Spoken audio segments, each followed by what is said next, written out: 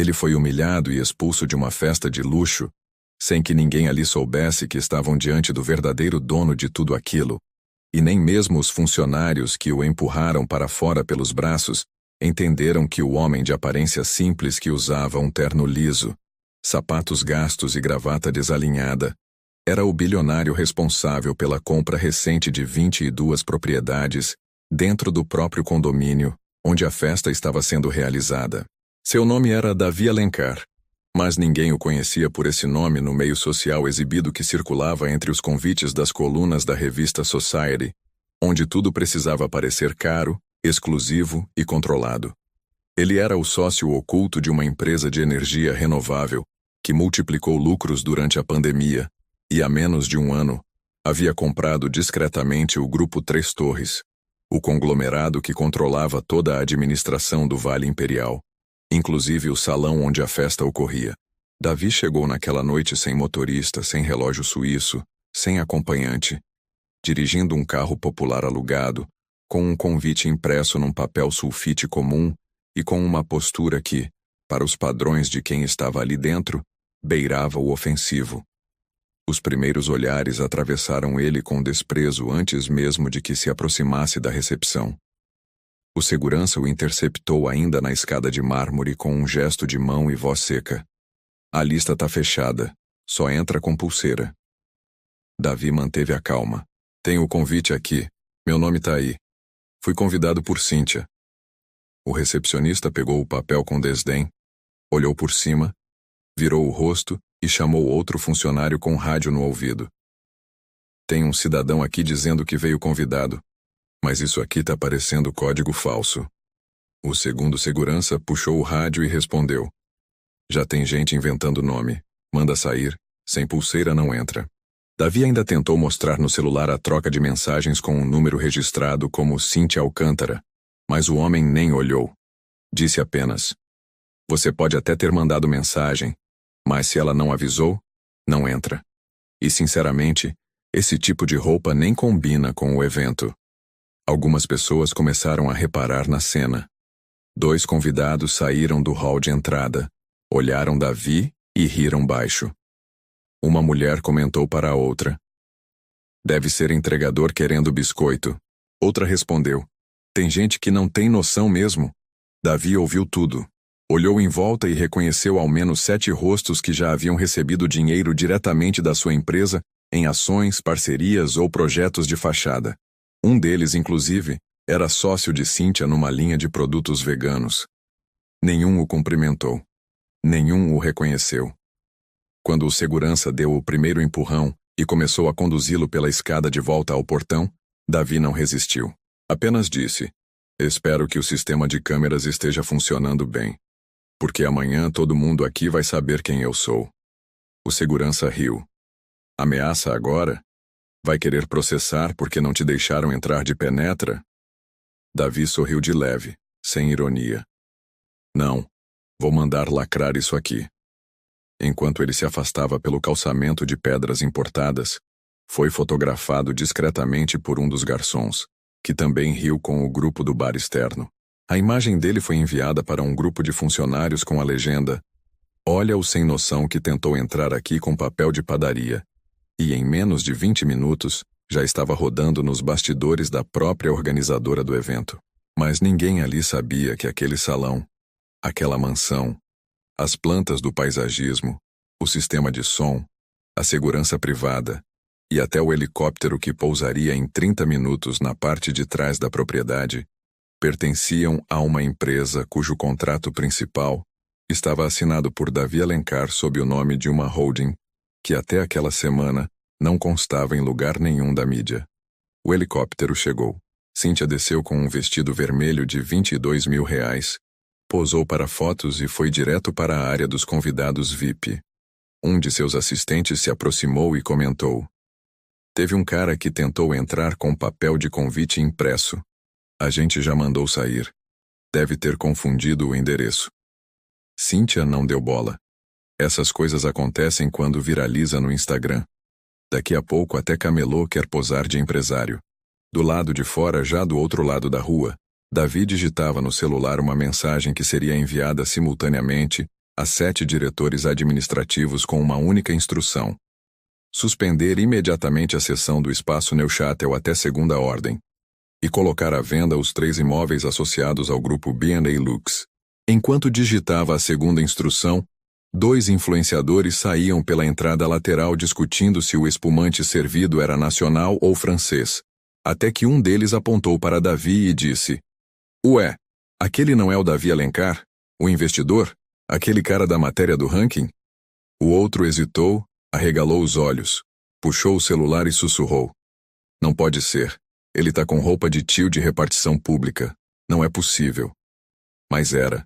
E quando o primeiro vídeo do empurrão dos seguranças chegou ao perfil de um colunista de economia, que reconheceu Davi de uma entrevista internacional, o vídeo foi repostado com a legenda: "O Brasil ainda julga pessoas por sapato. Este homem foi barrado em festa de luxo hoje. Amanhã vocês vão saber quem ele é." Enquanto isso, Davi caminhava em silêncio de volta ao carro alugado, abrindo outro arquivo no celular, com o contrato que garantia a ele poder total de veto, interrupção e retomada do uso de todas as dependências administradas por seu fundo, incluindo o próprio Vale Imperial. O que ele faria ainda naquela mesma madrugada. Às 3h16 da madrugada, Davi chegou à sede da empresa que controlava as operações financeiras e patrimoniais do fundo, pelo qual ele mantinha anonimato em quase todos os investimentos. Era um prédio discreto no centro empresarial da cidade, sem letreiro na fachada e com acesso liberado apenas por reconhecimento facial. Subiu até o 11º andar, digitou 3 comandos no painel da sala principal e acessou o sistema interno que controlava os contratos com todos os locatários, incluindo a concessão temporária da Casa de Festas Neuchâtel, administrada por uma subsidiária da B&A Lux. A cláusula 34 do contrato dizia com clareza que qualquer situação de abuso, discriminação ou desrespeito com convidados aprovados pelo proprietário permitia a anulação imediata do evento sem reembolso ou aviso prévio. Davi clicou em "suspender autorização" e, em seguida, enviou um e-mail lacônico: "Evento encerrado por violação contratual. Equipe de desmobilização será enviada em até 40 minutos. Depois, acionou o grupo de operações. Eram 11 funcionários, todos discretos, treinados para agir em silêncio. Enquanto eles saíam do prédio em 3 vans pretas, os convidados da festa ainda dançavam, riam e postavam stories comemorando a presença de celebridades que nem sabiam que estavam sendo filmadas por câmeras internas que pertenciam à empresa de Davi. Às 4h18, o som foi cortado. Luzes de emergência acenderam. Cíntia, no meio da pista, levantou as mãos sem entender. "Quem desligou isso?" Um dos técnicos tentou reiniciar o sistema, mas já não tinha acesso. Outro funcionário apareceu correndo. "Tem uns caras aqui dizendo que a casa foi lacrada, que a festa acabou." Cíntia achou que era piada. "Manda esperar no portão. Ninguém encerra uma festa minha assim."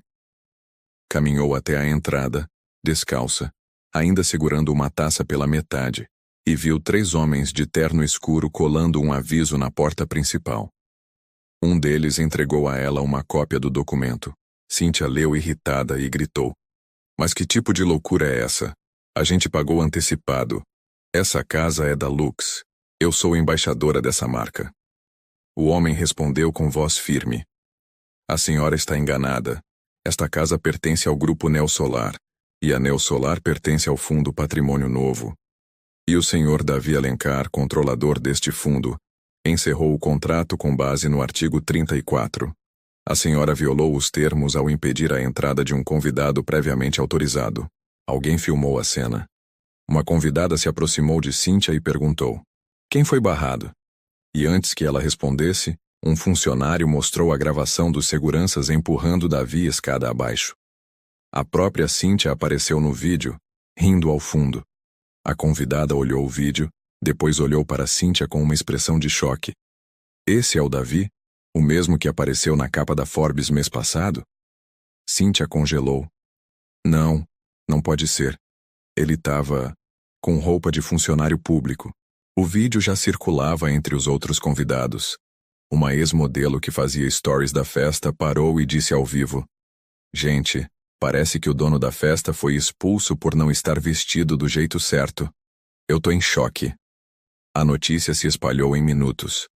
Um dos garçons ligou para o primo e contou que a festa foi encerrada por ordem judicial. Outro saiu correndo pelo portão lateral para evitar confronto. Cíntia começou a gritar com os funcionários: "Eu quero falar com alguém da Lux agora." O mesmo homem de terno respondeu: "A Lux não existe mais como unidade autônoma. Foi absorvida por completo. A senhora tem até às 5 para evacuar o espaço." Cíntia ligou para o sócio. O telefone caiu na caixa postal. Ligou para o advogado. Ele não atendeu. Um influenciador passou por ela, comentou baixinho: "Pior que ele não parece do tipo que perdoa. A gente nem sabia que era o dono." Outro respondeu: "Sabia sim." Fingiu que não sabia para manter acesso. Ele testou. E a gente caiu bonito. Enquanto isso, nas redes sociais, o vídeo do empurrão chegava a mais de 200.000 visualizações. Um especialista em mercado imobiliário postou: "Esse é o melhor exemplo de arrogância desavisada que já vi." O dono testou a cultura do próprio público. E eles falharam. Dentro do salão, algumas pessoas ainda tentavam salvar a noite. Alguém ligou o som por Bluetooth, mas foi imediatamente cortado por outro funcionário. Às 4h43, a equipe da Neo Solar já havia lacrado a entrada, colocado faixas de interdição e solicitado a presença de fiscais municipais para registrar a situação. Às 5h03, uma viatura chegou. Cíntia tentava explicar, mas ninguém mais queria ouvir. Um dos fiscais pediu para que ela mostrasse o contrato. Ela não tinha. "Meu sócio cuidou disso." O fiscal então respondeu: "Seu sócio neste caso é quem acabou de cancelar tudo. A senhora violou as regras do próprio dono." E enquanto os convidados saíam um por um pelas laterais, sob o olhar confuso da vizinhança, o nome Davi Alencar começou a aparecer em todos os canais de notícia. Manchete após manchete diziam: "O bilionário que foi humilhado numa festa que ele mesmo bancava." Enquanto isso, Davi ainda estava no escritório, revisando a lista de contratos que ainda faltavam encerrar e preparando uma notificação pessoal para Cíntia, exigindo retratação formal e aviso de processo por danos morais e uso indevido de marca, que seria entregue antes das 8 da manhã do mesmo dia. Às 7h58 da manhã seguinte, o portão de vidro espelhado da sede da Lux Cosmetics foi aberto por 2 oficiais de justiça, acompanhados de um representante da holding Neo Solar e um advogado do grupo Patrimônio Novo. Na recepção, a funcionária reconheceu o nome do mandado e tentou ligar para a presidência, mas o telefone já havia sido desligado. Em menos de 20 minutos, as salas da diretoria foram notificadas e todas as atividades da empresa foram formalmente suspensas por 72 horas para verificação de cláusulas abusivas em contratos ligados à marca pessoal de Cíntia Brandão de Alcântara. No mesmo instante, Cíntia estava em casa, de roupão, tentando controlar a avalanche de mensagens em seu celular. O vídeo da noite anterior já havia ultrapassado 2 milhões de visualizações. Vários patrocinadores suspenderam campanhas e a hashtag Mara Cíntia expulsou o dono já era o assunto mais comentado do país. Em grupo privado com outras influenciadoras, ela desabafou: "Eu não sabia quem ele era. Ninguém me avisou. Ele estava com cara de motorista." Uma respondeu: "Mesmo se fosse, era só tratar como gente." Outra mandou: "Você perdeu o salão, a marca e agora ninguém quer mais colar imagem contigo. Foi desumano." Enquanto isso, Davi assistia em tempo real aos desdobramentos. Sua equipe jurídica já havia protocolado ações por difamação, quebra de contrato e danos morais. Mas ele não queria apenas compensação. Queria escancarar como funciona o jogo dos ricos que fingem ser inclusivos, enquanto reproduzem exclusão por aparência. Por isso, autorizou que as imagens captadas pelas câmeras internas da casa Neuchâtel, todas de propriedade de sua empresa, fossem liberadas à imprensa mediante uma única exigência: que o vídeo fosse exibido do início ao fim, sem cortes. Às 10 horas da manhã, o programa de notícias matinal exibiu a gravação completa. Davi chegando com o convite, sendo ignorado, empurrado, insultado e finalmente sendo tirado pelos seguranças sob risadas de convidados. A apresentadora interrompeu o quadro e comentou ao vivo: "Isso não é apenas um erro de reconhecimento. Isso é a prova de que o preconceito social está institucionalizado." Diversas empresas começaram a se manifestar publicamente. 3 multinacionais anunciaram o rompimento com Cynthia. Uma marca de roupas divulgou nota afirmando que retiraria do mercado toda a linha lançada em parceria com a influenciadora. Enquanto isso, funcionários da própria Lux começaram a compartilhar relatos anônimos de assédio moral, metas abusivas e tratamento desigual. Um ex-diretor postou: "Se com o dono do salão ela foi capaz de agir assim, imagina com os funcionários." Davi permaneceu em silêncio. Não postou nada.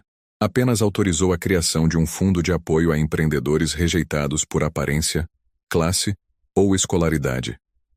Nome do fundo: Convite Aberto. Às 13h10, Cynthia publicou uma nota pedindo desculpas e afirmando que não teve a intenção de ofender ninguém, que o evento foi terceirizado e que confiou em sua equipe. Mas a resposta foi um silêncio público seguido de mais boicotes. Nenhuma marca comentou. Nenhum jornalista repostou. O público já havia tomado sua posição. Às 14h, o advogado de Davi entrou em contato com a assessoria de Cynthia e disse apenas: "A nota não altera o dano. Nosso cliente não busca vingança, busca correção. E a única forma de corrigir é que tudo isso se torne visível." Cynthia tentou marcar uma reunião pessoal com Davi. Ele recusou. Apenas enviou a seguinte resposta: "Vocês me ensinaram a investir onde não se espera retorno imediato. Agora vão aprender que algumas festas custam caro demais para quem finge saber quem está no controle." Ao final da tarde, um jornalista revelou que, ao todo, Davi era sócio majoritário de 8 dos maiores fornecedores que sustentavam o ecossistema de eventos de luxo da região. Em outras palavras, ele podia interromper não apenas uma festa, mas todo o sistema de aparência e exclusão em torno dela. E foi exatamente isso que começou a fazer naquela noite, em uma nova reunião estratégica marcada em sigilo, com um grupo de investidores que há tempos procuravam uma brecha para derrubar o monopólio informal das marcas personificadas em figuras públicas que já não representavam mais nada, além do próprio ego. Às 6h33 da manhã seguinte, Davi chegou ao prédio da Rede Federal de Comunicação Pública para uma reunião com a diretoria editorial.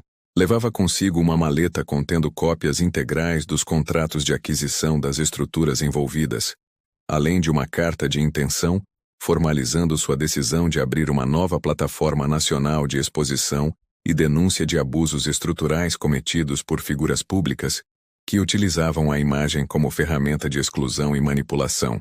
A proposta era clara: um programa semanal que exibisse, com base em provas documentais, os bastidores de como o dinheiro circulava entre influenciadores, empresários e políticos locais para controlar quem era visível, quem era desejável e quem era descartável. A resposta inicial foi de hesitação. "Isso vai bater de frente com patrocinadores fortes, Davi. Você sabe que algumas dessas figuras têm contratos de publicidade com estatais." Ele respondeu sem levantar o tom: "Se o dinheiro público serve para vender ilusão, então está mal investido. Quero devolver o foco para quem não consegue nem entrar pela porta da frente." Enquanto isso, do outro lado da cidade, Cynthia Brandão reunia seus advogados e relações públicas numa tentativa desesperada de estancar a sangria de contratos. Pelo menos 10 marcas já haviam cancelado campanhas com ela. Seu nome já não era mais aceito nem em eventos de segunda linha. Um dos assessores propôs gravar um vídeo humanizado, mostrando ela arrependida. Outro sugeriu ir para fora do país e esperar o escândalo perder força. Cynthia bateu na mesa. "Ninguém me avisou quem era esse cara. Ele devia ter se apresentado direito." O advogado foi direto. "Ele não era obrigado. E mesmo se fosse só um convidado comum, o que vocês fizeram não tem defesa. O vídeo é claro. A risada é sua. O desprezo é visível." Enquanto isso, o vídeo do empurrão já ultrapassava 5 milhões de visualizações. Um canal de jornalismo investigativo publicou uma matéria revelando que Davi havia recusado, há poucos meses, uma homenagem em Brasília por não compactuar com eventos que premiam quem nunca viu a base de um boleto vencido. Essa frase viralizou. Camisetas foram criadas. Frases estampadas com "sou dono, mas entro de chinelo" começaram a circular em universidades e fóruns online. Às 11h42, a primeira reunião de investidores interessados no projeto social proposto por Davi foi realizada numa sala anexa à sua sede. Estavam presentes representantes de 3 fundos internacionais, 2 diretores de universidades públicas, uma promotora de justiça e um ex-morador de rua que agora dirigia uma cooperativa de trabalhadores informais. Davi falou pouco. Preferiu escutar. Um dos investidores perguntou: "Você quer acabar com a elite ou educá-la?" Davi respondeu: "Eu quero desarmar a ideia de que aparência vale mais do que história. O resto é consequência." Enquanto isso, Cíntia descobria que a cobertura que havia comprado há um ano, em nome de uma empresa offshore, estava sendo auditada por ligação direta com contratos de fachada da Lux. O apartamento, avaliado em 17 milhões de reais, estava em nome de uma firma panamenha que constava entre os alvos da nova operação de combate à lavagem de imagem. Às 14 horas em ponto, o portal oficial da Receita Federal confirmou que 4 contratos da empresa de Cíntia seriam analisados por suspeita de superfaturamento, uso de verba incentivada e simulação de eventos institucionais. Às 15h12, Davi publicou sua primeira nota pública. "Não pretendo destruir ninguém, mas pretendo derrubar o palco de quem construiu a carreira em cima de desprezo, filtro e arrogância. A justiça não será feita no tribunal, mas no olhar de quem nunca teve um lugar na mesa."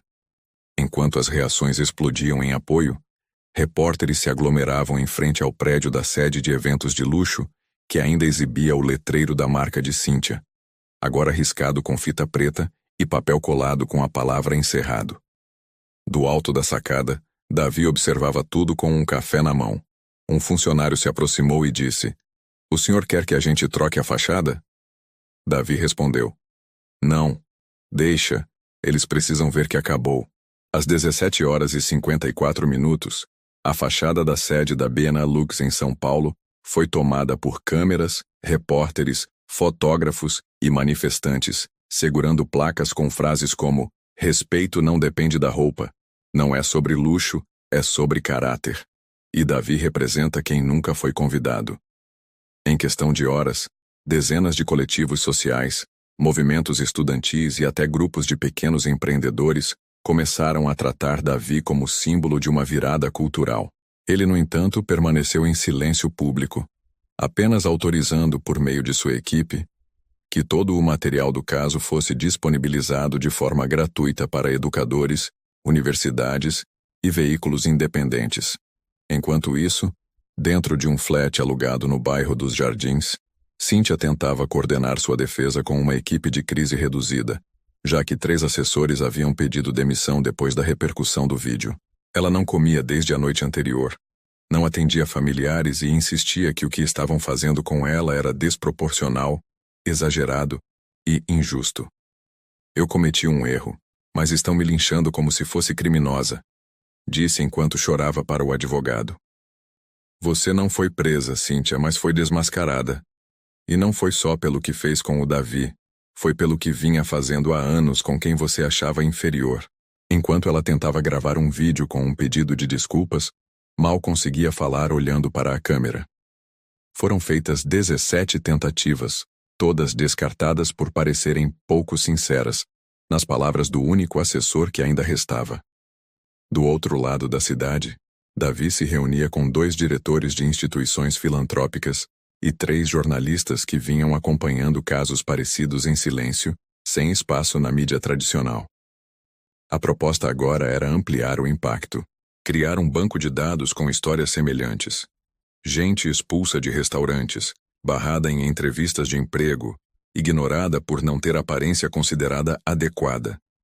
Davi abriu uma conta com investimento inicial de R$ 40 milhões para financiar projetos que combatessem esse tipo de exclusão. Nome da iniciativa: Projeto Ninguém Precisa Saber Quem Sou. Às 18h10, um boletim extraordinário foi publicado por um canal nacional. A controladora da empresa que expulsou o bilionário Davi Alencar está sendo investigada por suspeita de uso indevido de verba pública para eventos não executados. Cíntia viu o aviso na tela da TV do quarto onde estava trancada. Gritou, jogou o controle no chão e chorou. Eles vão acabar comigo. O advogado apenas respondeu: Você se destruiu sozinha. A diferença é que agora está visível. Aldai. Enquanto isso, Davi passou a receber milhares de mensagens de apoio de pessoas anônimas que contavam situações parecidas.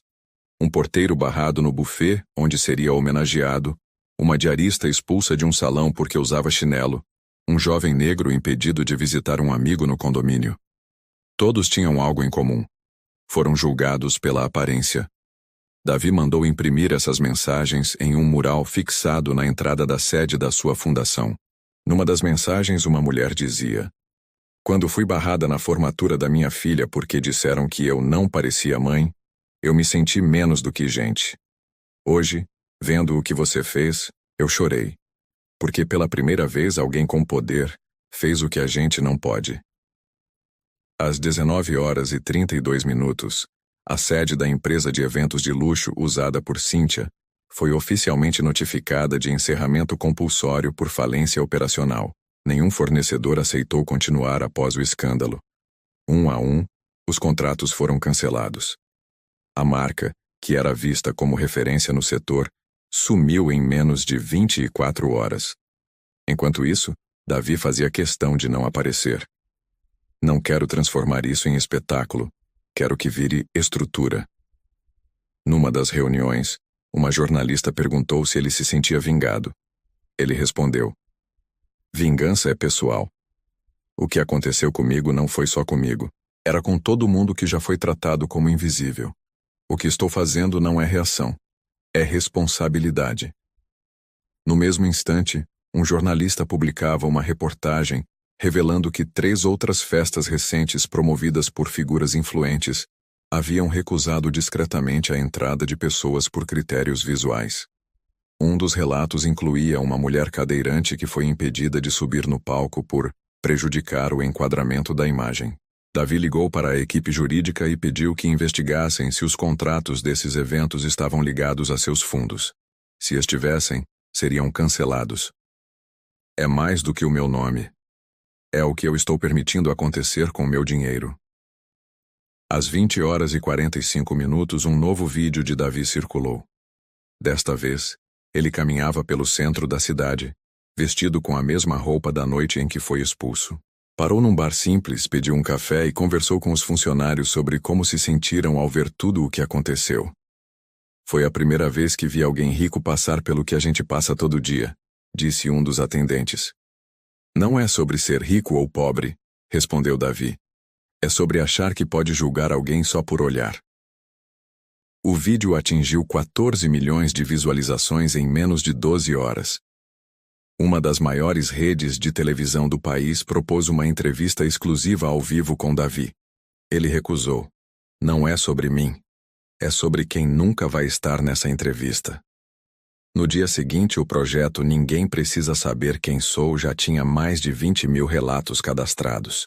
E Cíntia recebia a notícia de que seu perfil em 3 redes sociais havia sido suspenso por violação de diretrizes e comportamento discriminatório, documentado por vídeos com mais de 50 milhões de visualizações. Às 7h16 da manhã do terceiro dia após o episódio, a sede principal da fundação, Ninguém Precisa Saber Quem Sou, já estava operacional em tempo integral com uma equipe de 119 pessoas.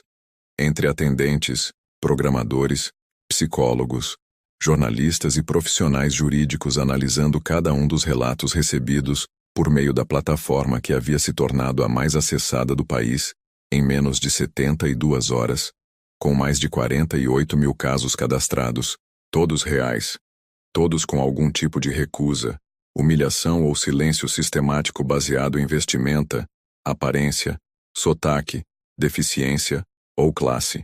Enquanto isso, Cíntia acordava em um quarto escuro do interior paulista, afastada, sob vigilância contratada por um dos únicos amigos que ainda lhe oferecia apoio financeiro, sem acesso a celular, com a equipe de mídia completamente dissolvida, o advogado formalizando seu pedido de desligamento e os 3 processos administrativos abertos por uso indevido de verba em projetos sociais que nunca existiram.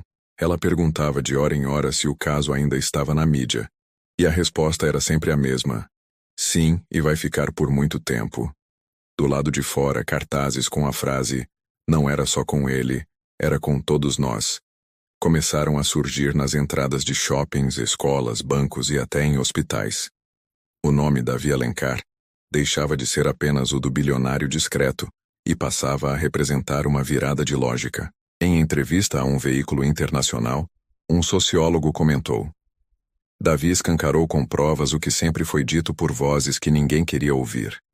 Que o filtro social não é digital. É visual, é financeiro e é cruel.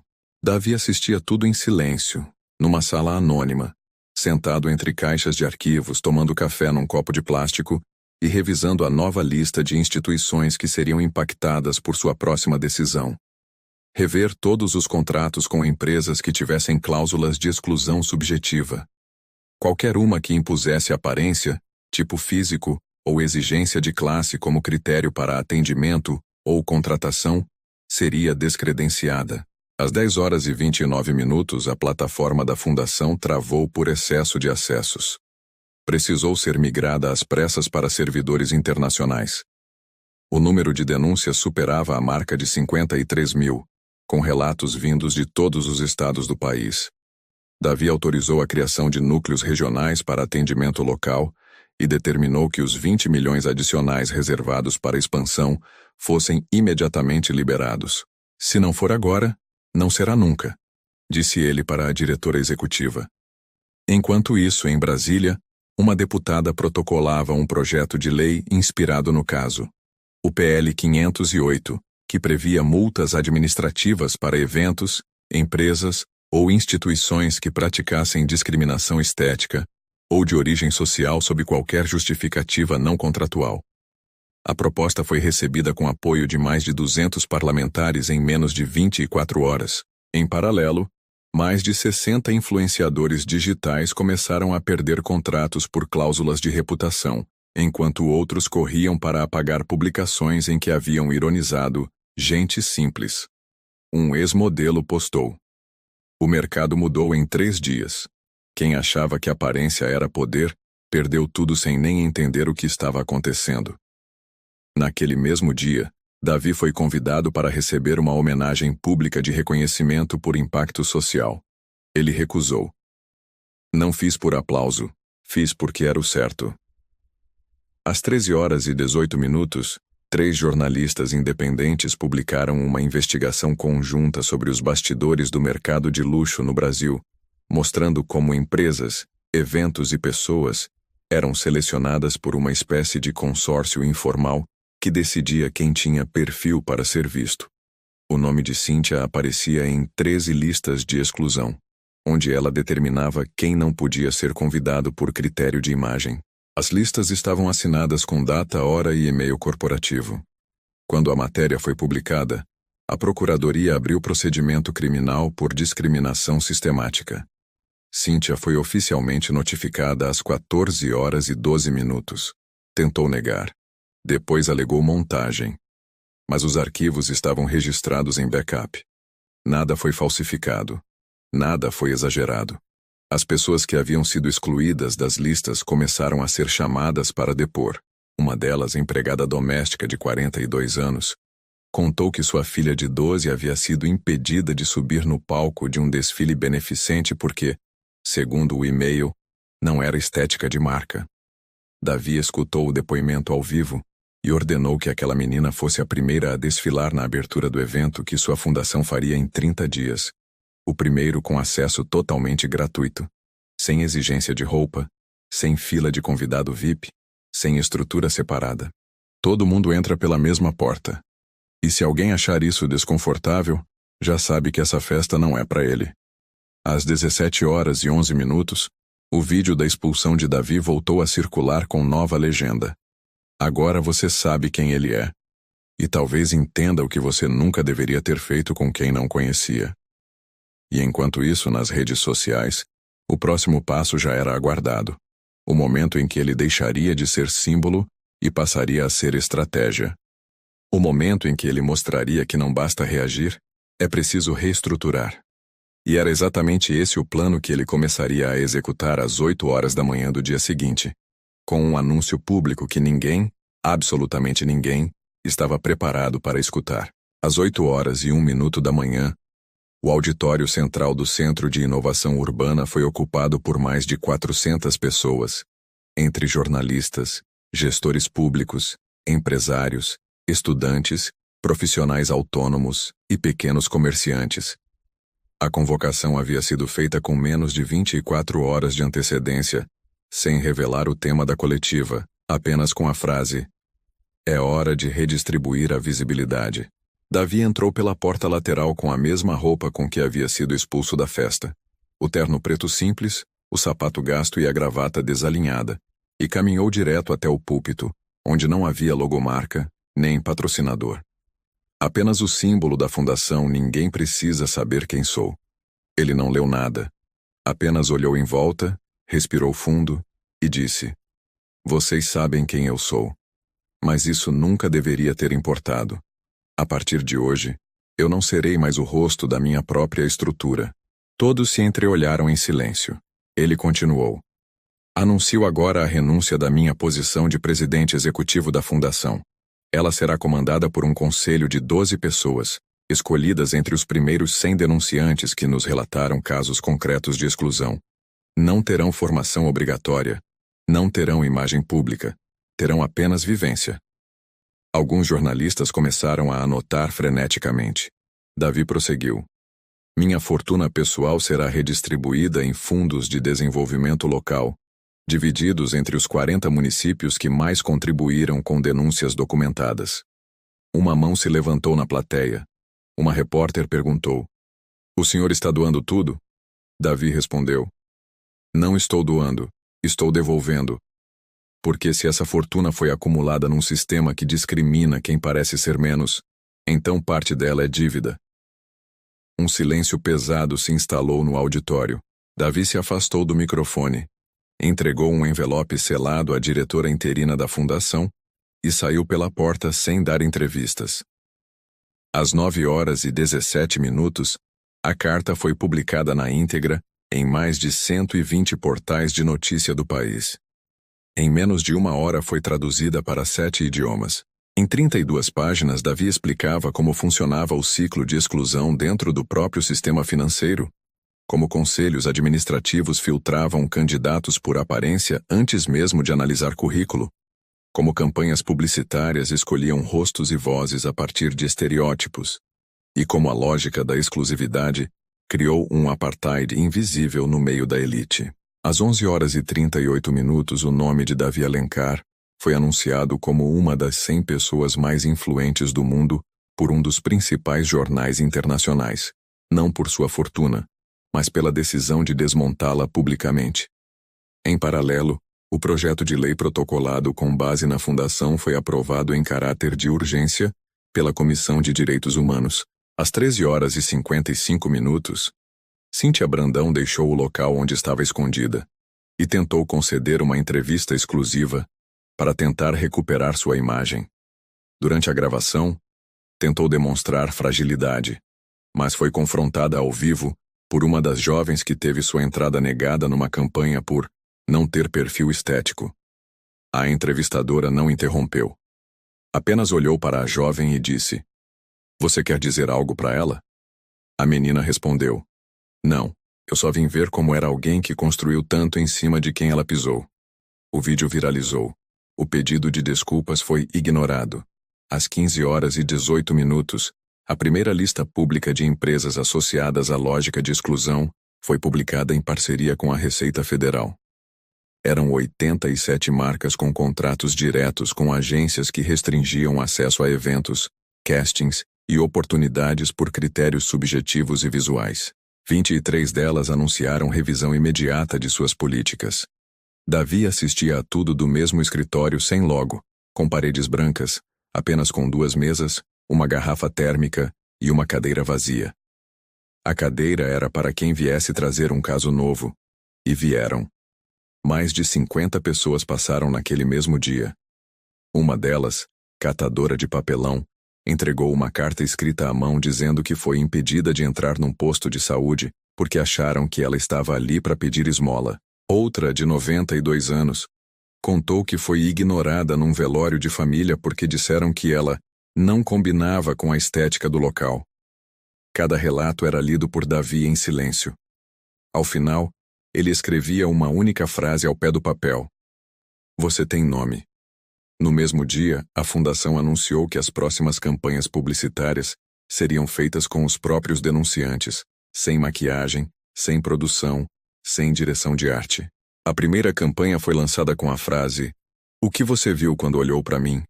Às 17h46, Cíntia foi intimada a prestar esclarecimentos na Comissão Nacional de Igualdade e Equidade de Acesso.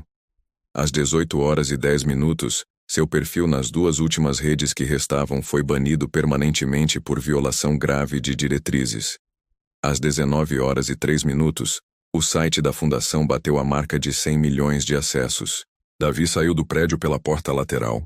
Pegou o metrô e seguiu até a escola onde estudou aos 7 anos, onde entregaria pessoalmente a primeira carta de autorização para que ali fosse construído um polo de formação em reconhecimento e ética social, com o nome de sua antiga professora, Dona Neide, que lhe ensinou a nunca medir ninguém pela roupa, nem pela fala, nem pela origem. Quando entregou a carta ao diretor da escola, disse apenas: "A única herança que eu quero deixar é essa. O resto que se desfaça." Às 6h42 da manhã seguinte, o portão da Escola Municipal Professora Neide Bezerra foi aberto mais cedo do que o normal para receber Davi Alencar, que chegava sem escolta, com a mesma roupa, a mesma pasta de couro usada desde o primeiro dia, e agora com um envelope contendo o projeto de construção do primeiro polo de formação social, em reconhecimento e equidade, a ser financiado integralmente por seu fundo pessoal, sem marcas associadas, sem nome de empresa no MIR, letreiro. Apenas um espaço permanente para ensino, registro de casos e formação de lideranças a partir das histórias que ninguém antes considerava importantes. O diretor da escola, Sr. Maurício, aposentado que havia voltado ao cargo interinamente, após ver o nome de sua antiga colega, Dona Neide, na carta escrita por Davi, abraçou o bilionário em silêncio e disse: "Ela dizia que você ia fazer mais do que dinheiro." E ninguém acreditava. Davi respondeu: "Eu mesmo não acreditava. Só precisei ser chutado com força suficiente para lembrar quem eu era." Enquanto isso, na capital federal, o projeto de Lei 508 entrava em regime de urgência para votação plenária. O texto final incluía não só sanções para discriminação por aparência, origem ou vestuário, mas também obrigava eventos financiados com dinheiro público a incluir cláusulas claras de acesso universal. Cíntia acompanhava tudo de um quarto isolado, onde sua equipe de defesa se resumia a 2 advogados e uma prima distante, já sem estrutura digital, sem contratos ativos e com 4 processos tramitando simultaneamente. Seu nome já não aparecia mais em convites, revistas ou plataformas. E a cada tentativa de reaparecer, era recebida com silêncio ou desprezo. "Vão me apagar como se eu nunca tivesse existido", disse ela ao advogado. Ele respondeu: "Você vai existir no que representou, e isso ninguém mais quer carregar." Do outro lado, Davi se reunia com reitores de universidades públicas e técnicas para apresentar o projeto Semeadura, um sistema nacional de bolsas e incentivos para alunos marginalizados por critérios sociais invisíveis. Aparência, bairro, sotaque, escolaridade dos pais ou ausência de networking. A proposta era que o acesso deixasse de ser apenas meritocrático no papel e passasse a ser estruturado com base na história de exclusão real. Um dos reitores perguntou: "O senhor pretende condicionar o investimento a algum tipo de fidelização?" Davi respondeu: "Não. Eu não quero que eles sejam gratos. Quero que eles jamais se calem por não terem sido vistos." Ao mesmo tempo, uma série de vídeos curtos passou a circular com histórias de pessoas que haviam sido barradas, expulsas ou ignoradas por parecerem fora do padrão. Em menos de 4 dias, mais de 300 vídeos foram produzidos voluntariamente e repostados por páginas independentes com milhões de visualizações. Um deles mostrava um adolescente tentando entrar num evento estudantil e sendo impedido por não ter o tipo de roupa certa. No final do vídeo ele dizia: "Hoje eu sou bolsista na fundação dele e ensino para quem quiser ouvir que roupa não mede cérebro." Davi compartilhou o vídeo com a legenda: "Era para ser só mais uma festa, mas agora é um novo país." Às 13h26, o sistema de denúncias do site da fundação foi conectado ao banco de dados do Ministério da Cidadania, para cruzamento de informações com políticas públicas já existentes. Pela primeira vez, relatos informais de discriminação passaram a ser considerados oficialmente como violação de direitos sociais. Às 15h em ponto, o nome de Davi foi confirmado como convidado de honra para discursar na abertura da próxima Assembleia Nacional da ONU sobre Justiça Econômica. Ele recusou o discurso tradicional e pediu que quem falasse fosse uma das meninas que havia relatado exclusão estética em um desfile de caridade. "O palco não precisa mais de mim, precisa dela." Enquanto isso, num grupo de ex-assessoras de Cíntia, uma mensagem circulava: "A gente achava que ela era a marca. Agora a gente vê que ela era o espelho." Uma das ex-funcionárias escreveu um artigo contando como o ambiente corporativo era construído para intimidar quem não performasse elegância. Disse que, mesmo grávida, teve que usar salto por imposição, que não podia usar cabelo natural, que ser morena era aceitável desde que o tom de voz fosse neutro. O artigo viralizou e virou matéria em um dos maiores jornais. Às 17h40, Davi se reuniu com os 12 membros do Conselho Popular, que agora comandavam a fundação. Nenhum deles tinha curso superior. 3 eram mães solo. 2, ex-catadores. 1, entregador de aplicativo.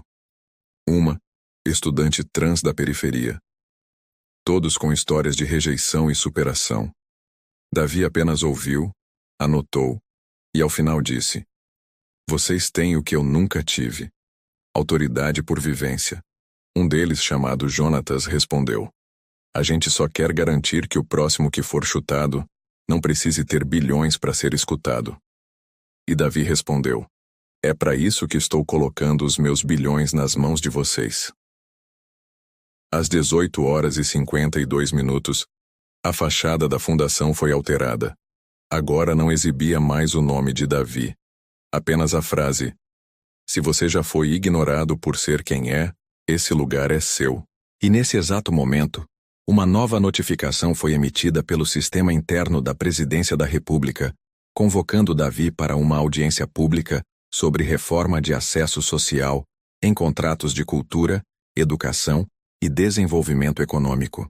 Às 8h11 da manhã do 5º dia, Davi Alencar entrou no plenário principal da sede do Ministério da Justiça para participar da audiência pública convocada com urgência pela Comissão Especial de Reforma Institucional, que agora analisava a adoção de critérios de acessibilidade, representação e combate à discriminação subjetiva em todos os contratos firmados por órgãos federais, autarquias e empresas com subsídio estatal. A sala estava lotada: 152 representantes de movimentos sociais, 53 gestores públicos e 41 parlamentares aguardavam a chegada dele em silêncio. Mas, para surpresa de todos, Davi não entrou sozinho. Com ele vieram os 12 membros do Conselho Popular da Fundação, agora com plenos poderes de voz e voto, reconhecidos legalmente por decisão judicial publicada na noite anterior. O primeiro a falar Não foi Davi. Foi Jonatas, o entregador, que subiu ao púlpito com um envelope na mão e disse com voz firme: Durante anos disseram que a gente era a base da pirâmide. Mas base que não sustenta ninguém não é base. É tapete. E hoje a gente tá aqui para dizer que não vai mais sustentar nada que exclua a gente. Em seguida falou Rita, mãe solo de 3 filhos, que foi barrada em 4 entrevistas por causa do sotaque. Não quero que ninguém me dê cargo. Só quero que parem de rir quando eu falo como minha mãe falava. Uma a uma, as vozes que antes eram ignoradas passaram a ocupar os microfones mais importantes do país. Quando Davi finalmente subiu, já não havia o que acrescentar. Disse apenas: Vocês ouviram. E se ouvirem de verdade, já é o bastante. A audiência foi transmitida ao vivo por todos os canais públicos. Mais de 15 milhões de pessoas acompanharam simultaneamente. Durante a tarde, 37 prefeituras anunciaram adesão voluntária ao Pacto de Equidade da Fundação. Às 17h43, uma das maiores plataformas de eventos corporativos anunciou a criação de uma nova categoria obrigatória de verificação social para todos os espaços utilizados por marcas que recebiam incentivo público. Em caso de descumprimento, contratos seriam rescindidos. A decisão foi vista como o efeito prático mais direto do caso Davi. Às 19h02, Cíntia, agora oficialmente indiciada em 2 processos por fraude e discriminação reiterada, tentava negociar uma retratação pública com a equipe da fundação. A resposta foi enviada por escrito. Retratação não se negocia.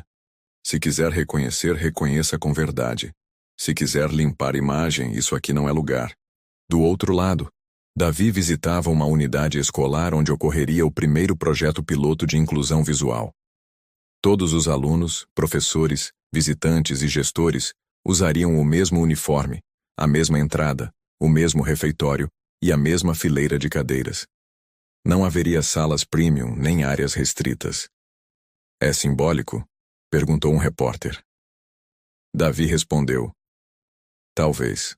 Mas tudo o que nos excluiu começou com símbolos também. Às 20h26, a Fundação lançou uma campanha nacional com rostos de pessoas que já haviam sido ignoradas por aparência. Todas as fotos eram reais, nenhuma editada. No meio do painel, uma única frase: Eles olharam e não viram. A campanha foi replicada em 60 cidades no primeiro dia.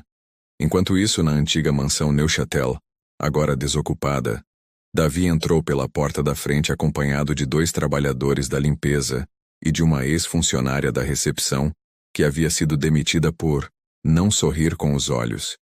Ele entregou a chave na mão dela e disse: A próxima festa aqui vai ter seu nome. Do lado de fora, um caminhão descarregava cadeiras simples, sem cordão VIP, sem tapete, sem lista. O salão, antes símbolo de arrogância, se tornaria a sede do primeiro encontro nacional das vítimas da estética social. No lugar onde ele foi empurrado, uma placa seria fixada com a frase: Aqui, alguém foi julgado pela roupa, e respondeu com estrutura. Na madrugada, Davi sentou no fundo da antiga cozinha da casa, agora vazia, sem louças caras, sem taças, apenas luz baixa, e escreveu à mão os nomes dos 12 membros do conselho, seguido da frase: Eles falam por milhões que não tiveram voz, que agora terão lugar. E antes que amanhecesse, ele mesmo colou o papel na porta de entrada, trancou o salão e caminhou para a calçada, onde mais de 100 pessoas já aguardavam a abertura do evento, entre elas, um adolescente barrado numa padaria por parecer menor abandonado. Uma mulher negra chamada de simples demais, por querer tirar foto com a família em frente ao letreiro de um shopping, e um senhor que foi ignorado em 3 entrevistas por usar camisa de botão desbotada. Todos ali agora estavam dentro. Ninguém precisava se justificar. A única pergunta feita por uma repórter no meio da multidão foi: E se isso tudo for só moda passageira? E Davi respondeu sem parar de andar: Então a gente veste até virar hábito. Às 6h22 da manhã de uma segunda-feira nublada, a primeira reunião internacional sobre equidade visual, acesso universal e combate à exclusão estética teve início no auditório da Universidade de Genebra, na Suíça, com mais de 130 delegados de 25 países, e entre eles apenas uma presença brasileira, Davi Alencar, que chegou vestindo a mesma roupa de sempre, sem staff, sem tradutor oficial, com apenas um caderno de anotações nas mãos e uma mochila, de lona nas costas. Os organizadores ficaram surpresos quando, ao ser chamado para a abertura do painel, Davi não subiu sozinho ao palco, mas acompanhado de 4 representantes da fundação que ele havia criado no Brasil, nenhum deles com formação acadêmica formal, todos com relatos diretos de exclusão social. Subiu primeiro Rosana, 37 anos, ex-faxineira, hoje coordenadora do Programa de Reconhecimento Escolar da Fundação. Em seguida veio Edinho, 24 anos, ex-entregador que foi expulso de um coquetel de economia por estar de mochila. Depois Clara, adolescente de 17 anos que havia sido barrada num desfile de debutantes por não combinar com o conceito visual do evento. Por fim entrou Paulo, 62 anos, aposentado, que foi ignorado por um banco inteiro durante 6 horas, por não usar terno. Cada um falou por até 5 minutos, sem ler, sem teleprompter, apenas contando o que viveram. A plateia permaneceu em silêncio absoluto. Em seguida, Davi subiu. Disse que não traria dados nem gráficos. Hoje, os números falam por eles. Eu vim para lembrar que vocês não são medidos pela média, mas pelo silêncio. Se vocês nunca ouviram falar da estética social excludente, é porque ela funciona em silêncio. E se ela continuar funcionando, seus filhos vão aprender a excluir antes mesmo de saber por quê. O discurso foi aplaudido de pé, mas não por todos. Nas últimas fileiras, representantes de 3 empresas globais que controlavam mais de 50% dos contratos de eventos de alto padrão no continente permaneceram sentados. Um deles murmurou para o outro: "Se esse cara ganhar força aqui, a gente perde o modelo." Outro respondeu: "Já tá tarde. Ele não quer contrato, quer cultura." Às 8h55, a fala de Davi foi publicada oficialmente no site da universidade com o título: "Quando ser visto depende da roupa, o erro não está em quem entra mal vestido, mas em quem faz a triagem." Ao mesmo tempo, no Brasil, mais de 300 prefeituras já haviam adotado normas obrigatórias de acesso horizontal em todas as unidades públicas e eventos culturais com verba municipal. O caso Davi havia deixado de ser um escândalo individual e se tornado base para uma transformação administrativa e legal em múltiplos níveis. E com isso, vieram também os ataques. Às 10h42, uma publicação anônima numa rede social de direita alegava que a Fundação Ninguém Precisa Saber Quem Sou recebia dinheiro estrangeiro para desmoralizar valores tradicionais. O texto foi compartilhado por 4 perfis com seguidores comprados e, em menos de 2 horas, já havia virado pauta em 2 canais de desinformação. Às 12h05, Davi foi questionado diretamente por um jornalista suíço sobre a acusação. Ele respondeu: "Podem investigar. Toda a nossa contabilidade está aberta. O que incomoda não é o dinheiro, é o espelho." De volta ao Brasil, o número de ataques coordenados se intensificou. Páginas anônimas começaram a divulgar fake news dizendo que os membros do conselho da fundação recebiam salários milionários, que Davi era financiado por partidos, que o projeto era uma jogada de marketing. A resposta veio às 14h38, quando a própria Receita Federal publicou o relatório, atestando que todos os valores movimentados eram legítimos, declarados e auditáveis. Ainda assim, as críticas não pararam. Às 16h, um programa de TV sensacionalista convidou um ex-funcionário da casa de festas Neuchâtel, que acusou Davi de ter armado tudo para se promover. No dia seguinte, o homem confessaria ter recebido R$5.000 para dar aquela entrevista. Enquanto isso, Davi participava de uma reunião com o Conselho da ONU sobre novas diretrizes de responsabilidade social empresarial. Propôs que empresas que fossem comprovadamente excludentes por aparência perdessem acesso a linhas de crédito e incentivos fiscais. Um diplomata europeu reagiu dizendo: Mas como comprovar algo tão subjetivo? Davi respondeu: se os algoritmos já sabem qual rosto vende mais, então é possível mapear quem foi excluído. O que falta é vontade. Às 19 horas, Clara, a jovem de 17 anos, recebeu um convite para ser capa de uma revista europeia. Ela recusou. Disse: não quero virar símbolo. Quero ser alguém comum com direito a estar onde quiser. E Davi, ao saber disso, respondeu com orgulho: é por isso que ela vai muito além de capa. No Brasil, um senador propôs um decreto para impedir que fundações como a de Davi tivessem isenção fiscal. A proposta foi arquivada em menos de 12 horas por pressão popular. Às 20h50, Davi pousou no aeroporto de Guarulhos e foi recebido por funcionários da limpeza, seguranças e pessoas comuns que haviam acompanhado sua jornada. Nenhuma celebridade, nenhum político, nenhum influencer. Só gente que viu nele a chance de ser vista também. E entre eles uma mulher de pele escura, cabelo trançado, com um cartaz onde se lia: eu nunca entrei em festa chique, mas agora sei que isso não me define. Davi parou, abraçou ela e disse: define sim, porque você não precisa de festa para ser inteira. E antes de sair, entregou a ela um convite, mas não para uma comemoração, e sim para compor um novo núcleo de escuta que seria formado por mulheres negras de todas as regiões do país.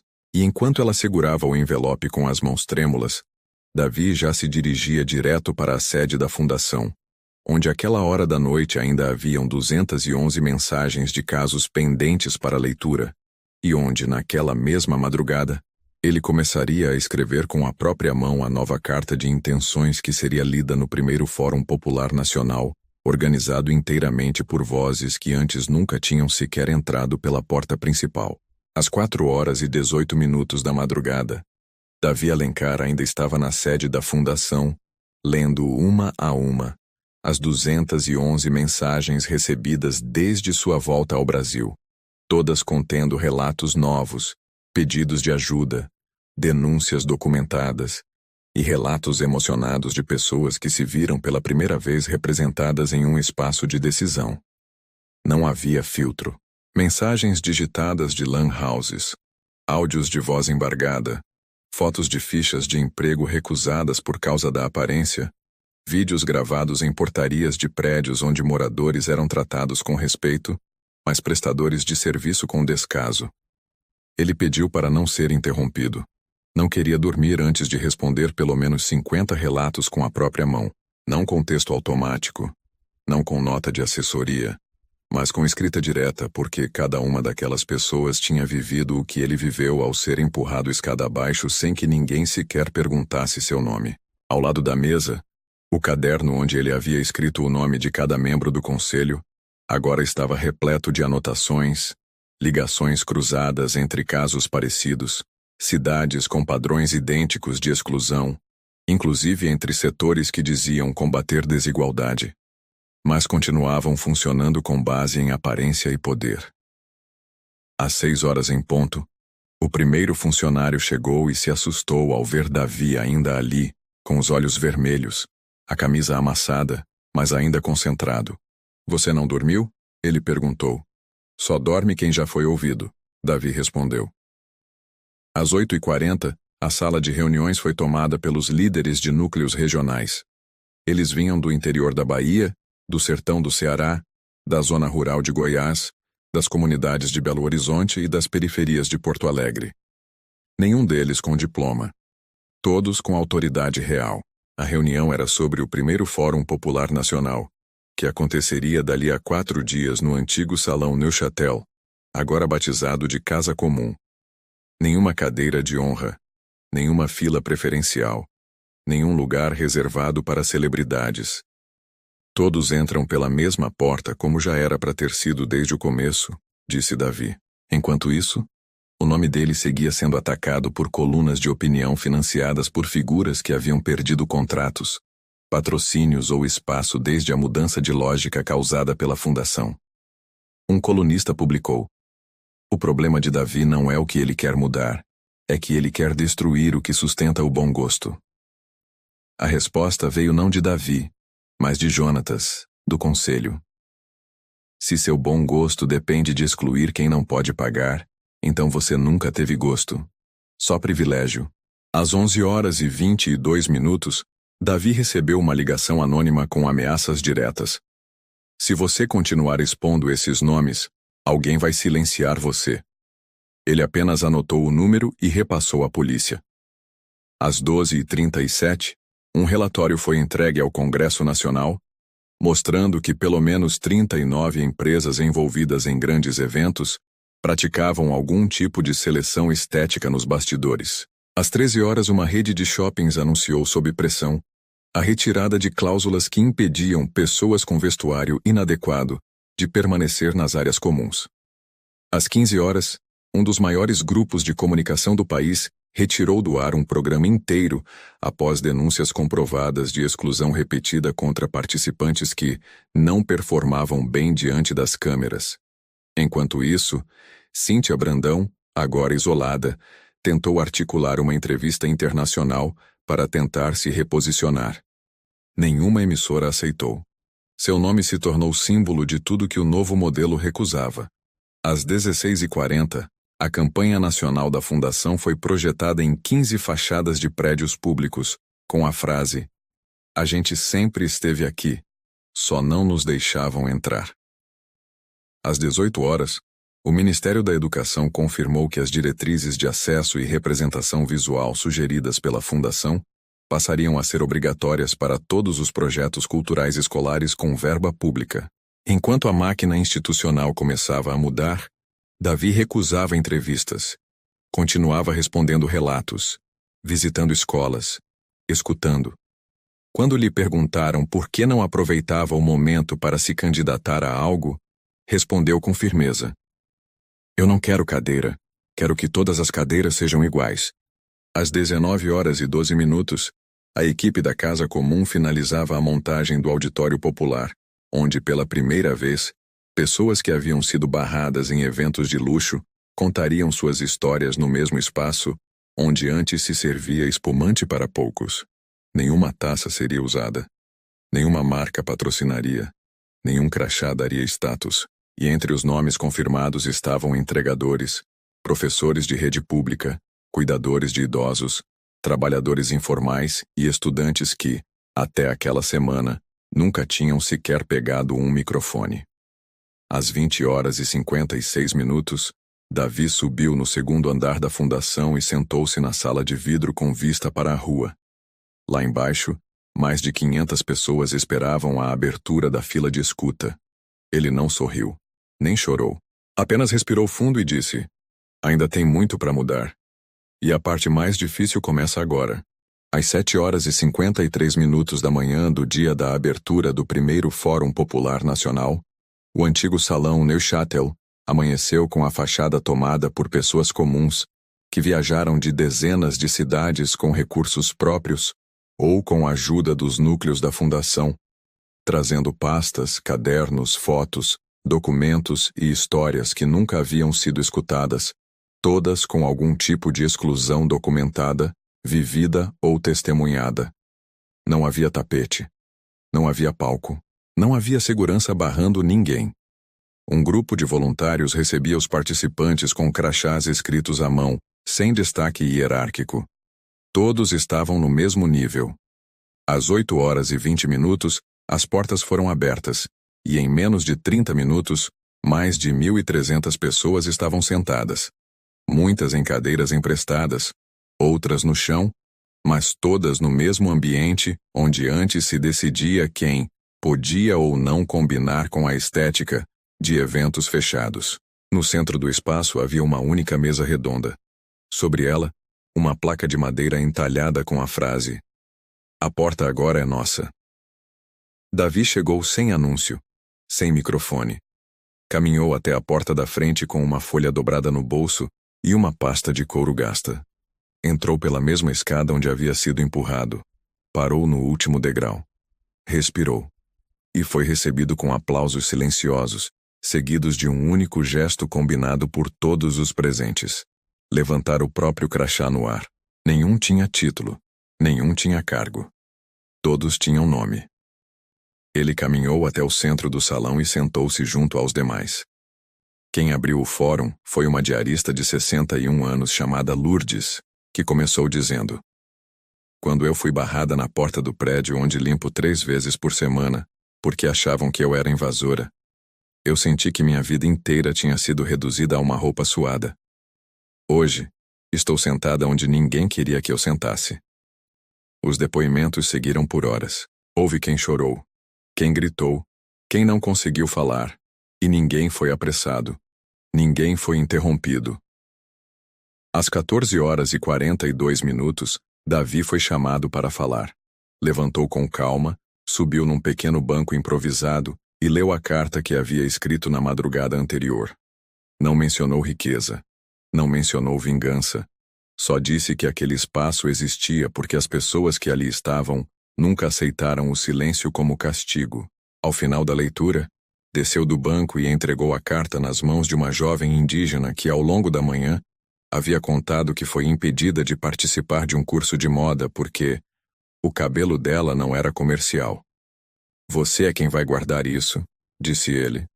Ela respondeu: "Eu não vou guardar. Vou distribuir."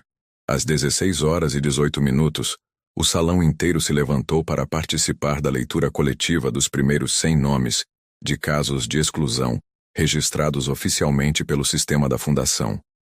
Cada nome era lido em voz alta e respondido pela plateia com a frase "presente". Às 17h51, mais de 1.000 pessoas já tinham lido nomes. Às 18h12, um grupo de crianças da rede pública entrou no salão com cartazes desenhados à mão com frases como "O que você veste não te torna melhor" e "Ninguém precisa ser bonito para ser respeitado." Quando o último nome foi lido, o salão permaneceu em silêncio por quase 2 minutos. Davi então se levantou e anunciou que a fundação doaria parte do imóvel para abrigar permanentemente o fórum como instituição autônoma, independente e gerida por representantes eleitos diretamente entre os denunciantes. "A estrutura agora é de vocês. O poder agora é coletivo." Enquanto isso, fora dali a reação continuava. Uma rede de empresários enviou uma carta aberta ao Congresso, acusando o movimento de criminalizar o sucesso. O documento foi imediatamente respondido por um manifesto assinado por mais de 800 profissionais de educação, direito e cultura, afirmando que o único sucesso legítimo é o que não exclui. Às 19h24, Davi voltou à sede da fundação e se trancou por 30 minutos em uma sala isolada. Ao sair, convocou a equipe de TI e determinou a criação de um novo sistema, o Mapa Nacional de Exclusões, uma plataforma pública, transparente e colaborativa, onde qualquer pessoa poderá registrar episódios de exclusão estética, social ou simbólica com dados cruzados por região, tipo de evento e instituição envolvida. Se a exclusão é estrutural, a resposta também tem que ser. No dia seguinte, o sistema já contabilizava mais de 5.000 relatos. E era só o começo. Enquanto isso, Cíntia Brandão recebia a notícia de que sua última tentativa de acordo com a justiça havia sido recusada. Não por falta de provas, mas por excesso. As vítimas agora tinham estrutura, representação e apoio legal. Já não dependiam de exposição para serem ouvidas. O sistema estava em reconstrução, e ela fazia parte do que seria deixado para trás. Davi apenas olhou os dados no monitor e disse: "A gente ainda nem começou a curar o que esconderam debaixo do tapete por gerações." E antes de fechar o dia, escreveu em uma lousa no centro da fundação as palavras que dariam nome ao próximo passo: rastrear, denunciar, reprogramar. Às 5h52 da manhã, a primeira versão operacional do Sistema Mapa Nacional de Exclusões entrou no ar com acesso gratuito, público e atualizado em tempo real, desenvolvido por uma equipe de 38 programadores contratados diretamente pela Fundação, com apoio voluntário de universidades federais e coletivos de tecnologia. O sistema permitia o registro de casos por tipo de exclusão, região, instituição envolvida e desdobramento. Em menos de 2 horas, o volume de acessos superou 800.000 usuários únicos. Davi acompanhava tudo da sala de observação com as mãos cruzadas e olhar fixo no painel. Não é sobre viralizar, é sobre fixar. Cada caso aqui é alguém que passou pelo que eu passei. Mas não tinha câmera filmando. Às 8h37, o sistema detectou que a maioria das exclusões ocorria dentro de instituições públicas terceirizadas. Em segundo lugar, eventos privados com patrocínio estatal. Em terceiro, ambientes corporativos com controle visual informal. Um relatório parcial foi gerado e enviado diretamente ao Ministério Público, que abriu procedimento oficial para investigar possíveis violações constitucionais em processos seletivos e ambientes públicos restritivos. Às 9h20, o sistema foi atacado por uma tentativa de sobrecarga vinda de 17 IPs diferentes. Em vez de derrubar, a equipe transformou o ataque em alerta, exibindo na tela a frase: "Toda tentativa de nos calar agora se transforma em dado." Às 10h43, uma coletiva de imprensa foi marcada no saguão da fundação. Davi apareceu ao lado de Jonatas, Rosana e outros 5 membros do conselho, todos com roupas comuns, crachás escritos à mão e postura firme. A repórter perguntou: "Vocês acreditam que esse sistema pode mesmo mudar a cultura de exclusão estética do país?" Jonatas respondeu: "A cultura já mudou. O que estamos fazendo agora é impedir que ela volte ao que era." Rosana completou: "E quem tiver medo de ser exposto é porque tem muito a esconder." Enquanto isso, nas redes sociais, o termo exclusão estética passou a ser discutido por especialistas, jornalistas, artistas e estudantes em dezenas de rodas de conversa, podcasts e programas educativos.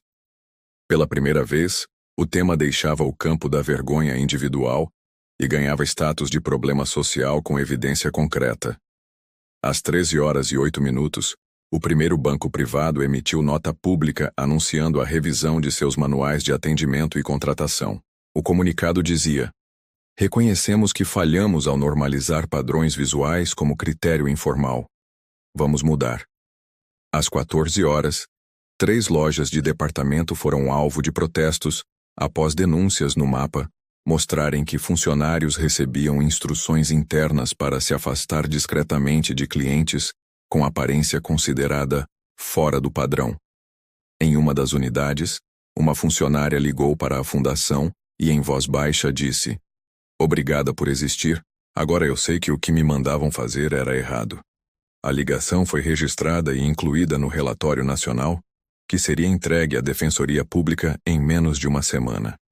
Às 16h21, Cíntia Brandão foi intimada a depor presencialmente na sede do Ministério da Justiça. A promotora responsável exigiu que o depoimento fosse presencial e sem intermediários. O tempo de blindagem acabou. Cíntia, agora visivelmente abatida, tentou se apresentar com postura ensaiada, mas foi interrompida pela própria promotora. "A senhora não está aqui para se defender publicamente. Está aqui para prestar contas do que sua estrutura fez com centenas de pessoas." Davi acompanhou à distância. Não comemorou. Apenas disse: "Não é sobre derrubar. É sobre responsabilizar." Às 18h47, o sistema do mapa já havia recebido mais de 110 mil relatos. Cada um deles passaria por triagem, escuta, validação e resposta. O processo não seria rápido, mas seria feito. E agora ninguém mais seria ignorado por falta de status. No fim do dia, Davi se reuniu com os 12 membros do conselho para discutir o próximo passo: a implementação de núcleos de enfrentamento local, vinculados a escolas, bibliotecas e centros comunitários. "A gente precisa que cada bairro tenha alguém preparado para escutar. Nem todo mundo tem internet, mas todo mundo tem história." A frase foi aprovada como base do novo programa. Nome escolhido: Escuta de Rua. Às 23h19, enquanto a maioria do país dormia, 3 jovens do interior da Paraíba finalizavam o primeiro centro comunitário do programa, usando placas de madeira, uma lona e 2 notebooks doados. Enviaram uma foto para a fundação, Nela, um cartaz pendurado na parede dizia: "Se você já foi barrado por ser você mesmo, aqui é o seu lugar." E quando Davi viu a imagem no celular, escreveu uma única resposta: "É só o começo." Às 5h22 da manhã seguinte, enquanto o restante do país ainda acordava, os primeiros relatórios do programa Escuta de Rua começaram a chegar à central da fundação, trazendo dezenas de registros feitos por voluntários em comunidades isoladas, onde a internet era fraca, mas a exclusão era visível e antiga. Em um deles, no interior do Maranhão, uma adolescente de 15 anos relatou que foi impedida de entrar no único salão de festas da cidade para ver a formatura da irmã porque estava descalça. Em outro, no sul de Minas, um homem negro de 64 anos contou que foi recusado em uma entrevista de emprego em uma rede de supermercados após o gerente dizer que ele não tinha aparência de liderança. Cada caso era documentado, analisado, respondido e indexado ao mapa nacional. Em menos de 12 horas, mais de 1.400 novos relatos foram incorporados. Às 7h46, Davi Alencar se reuniu com os coordenadores estaduais do programa para aprovar o plano de expansão física dos núcleos regionais, incluindo a transformação de bibliotecas subutilizadas, galpões públicos e salas ociosas em centros permanentes de escuta e apoio. Se a dor foi espalhada, a resposta também vai ser: a gente não vai fazer isso centralizado. Quem conhece o território é quem mora nele. Às 9h18, uma proposta polêmica começou a circular na Comissão de Orçamento do Congresso. Um grupo de parlamentares pressionava para limitar incentivos fiscais de fundações que atuassem em temas que incentivam o conflito cultural e desestruturam valores estéticos tradicionais. O texto era vago, mas o alvo era claro: Davi. A resposta veio rápida. Mais de 120 organizações de direitos humanos publicaram um manifesto contra o projeto, acusando os autores de tentativa de censura disfarçada. Um dos trechos dizia: "O que esses deputados chamam de estética tradicional é a manutenção de um Brasil onde a aparência ainda define acesso." Às 10h53, uma reunião emergencial entre a Defensoria Pública e a equipe da Fundação definiu o envio de representação formal ao Supremo Tribunal Federal para barrar qualquer medida que limitasse a atuação de iniciativas como o Mapa Nacional de Exclusões. A argumentação era sólida: direito à dignidade não depende de figurino. Às 12h16, Cíntia Brandão apareceu pela primeira vez em um vídeo gravado dentro de um escritório improvisado, com a intenção de lançar uma nova marca de roupas com a promessa de resgatar o valor da imagem. O vídeo foi recebido com indignação. Em menos de 3 horas acumulava 300 mil comentários, a maioria exigindo que ela saísse do espaço público. Uma jovem comentou: "Você virou a loja do que a gente mais quer deixar para trás." Às 13h50, Davi reuniu o conselho da fundação. Apresentou o novo plano: criação de uma escola de formação para lideranças comunitárias que atuariam como pontos de apoio legal e psicológico para vítimas de exclusão. Nome do projeto: Base 21, em referência ao artigo 21 da Constituição, que garante acesso igualitário aos bens públicos. A proposta previa formar 1.000 lideranças nos primeiros 6 meses. Às 14h27, grupos empresariais conservadores começaram a articular um boicote silencioso a empresas que apoiavam a fundação. Uma lista circulou em grupos fechados com o título "Marcas que se renderam ao politicamente correto." Davi, ao saber disso, disse apenas: se defender dignidade virou questão ideológica, então essa ideologia venceu. Às 15 horas, o nome dele apareceu em um editorial internacional como exemplo de filantropia de ruptura, ao lado de nomes históricos de mudança social. Às 17h49, a sede da fundação foi cercada por uma manifestação coordenada por um grupo extremista. Cartazes diziam: "Você não é ninguém. Pare de fingir que representa alguém. Em resposta, mais de 1.000 pessoas se reuniram pacificamente no quarteirão seguinte, segurando cartazes escritos à mão com a frase: "Se ele é ninguém, então nós somos todos." Às 19h21, uma idosa de 82 anos, cadeirante, chegou na sede da fundação acompanhada do neto. Entregou uma carta que havia escrito à mão. Na carta dizia: "Eu passei a vida toda entrando pelos fundos. Entrei em festa pelo porão, em igreja pela porta lateral, em velório por onde o carro passava. Hoje, vim pela entrada principal. E mesmo que você não leia, obrigado por existir."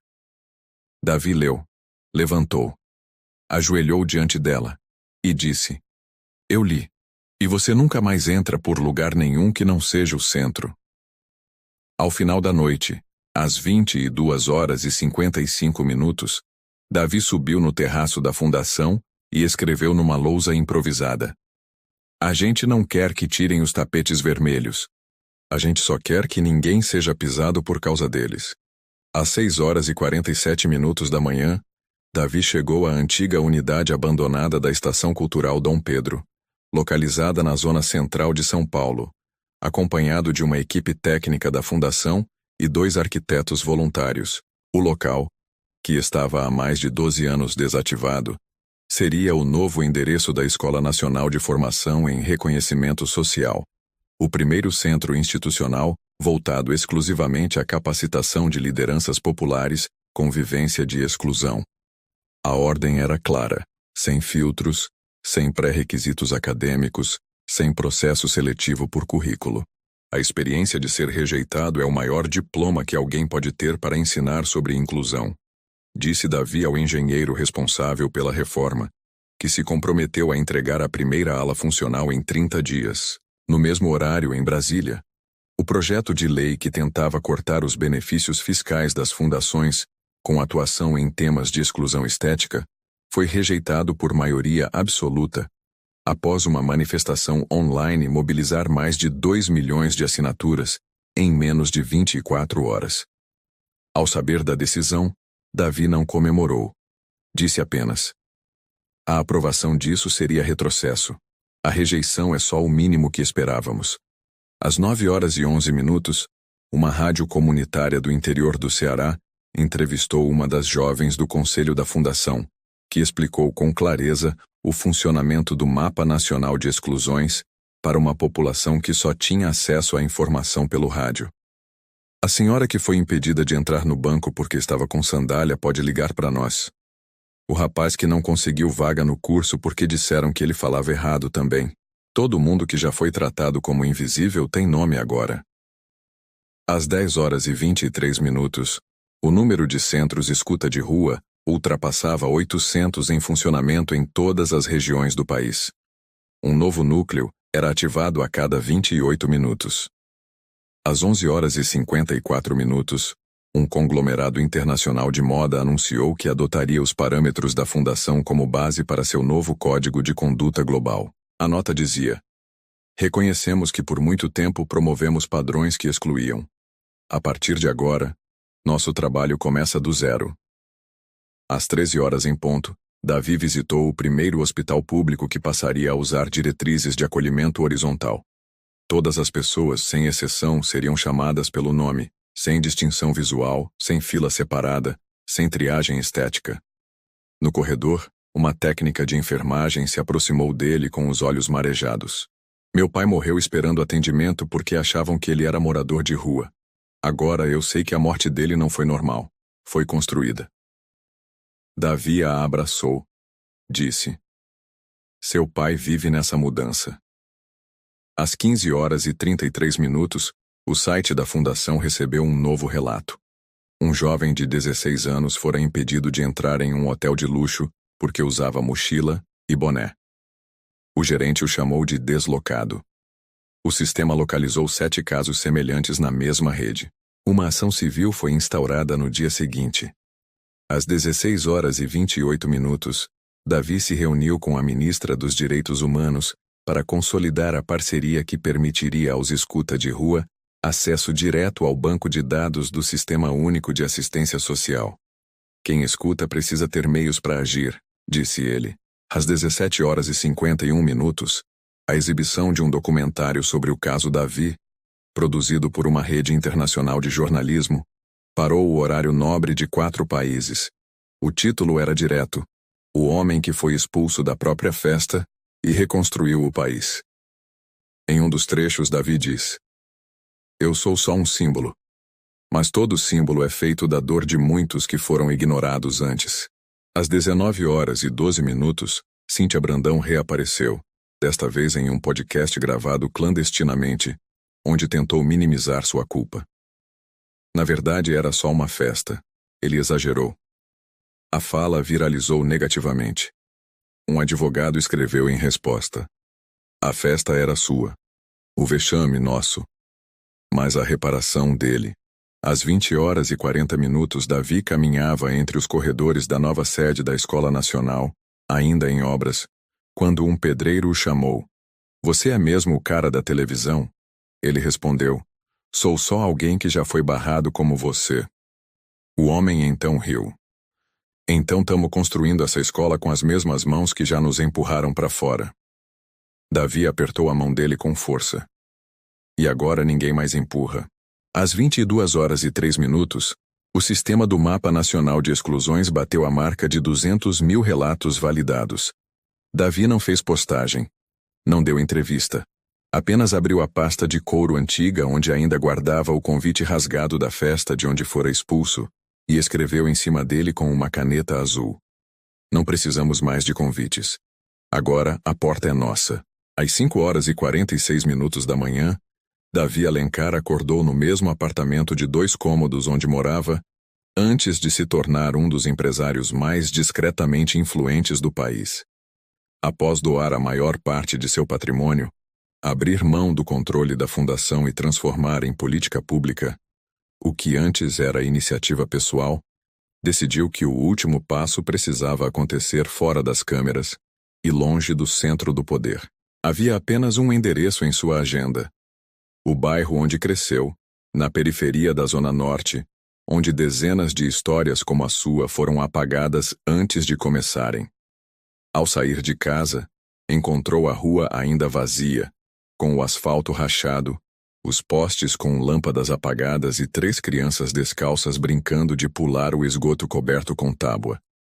Um dos meninos olhou para ele e perguntou: Você é o moço da televisão? Davi respondeu: Sou só o moço que voltou. Caminhou por 11 quadras até chegar à antiga escola estadual, que havia sido desativada há quase 2 décadas e prometida em campanha eleitoral por pelo menos 4 governadores. Na fachada, o nome da escola ainda era visível, mas coberto por pichações e cartazes rasgados. Dentro, o pátio estava tomado pelo mato e pelas rachaduras. Era ali que ele havia estudado até os 12 anos de idade. Era ali que havia sido barrado de uma gincana escolar porque não tinha a camiseta oficial do time. Sentou-se nos degraus da entrada e escreveu uma carta à mão com o título: O que sobrou da escola foi o que me formou.